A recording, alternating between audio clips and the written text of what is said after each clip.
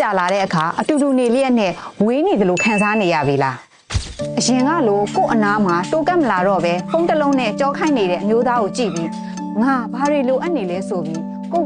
ပြစ်တင်မိတဲ့ညတွေမနေတော့ဘူးလားကလေးမွေးပြီးတဲ့အချိန်မှာခန္ဓာကိုယ်ကပြောင်းလဲသွားတာအတွင်းသားတွေရော့ရဲတာနဲ့လေထွက်တာမျိုးတွေကအမျိုးသမီးတွေရဲ့ယုံကြည်မှုကိုတဖြည်းဖြည်းနဲ့ဝါမျိုးသွားတာပါဒီလိုနဲ့အိမ်အောင်ရေးကတဖြည်းဖြည်းအေးဆက်ပြီးတော့အိမ်အောင်ဘက်ကြားမှာစကားပြောဖို့တောင်ဝန်လေးလာတတ်ကြပါတယ်ဒီလိုနာကျင်မှုတွေကိုတယောက်တည်းမခံစားပါနဲ့တော့တကယ်တော့အိမ်အောင်ရေးကိုအသက်ပြန်သွင်းဖို့ကအယောင်ဆောင်တွေထက်ကိုယ့်ရဲ့အတွင်းပိုင်းရဲ့ဆွဲဆောင်မှုကပိုရေးကြီးပါတယ်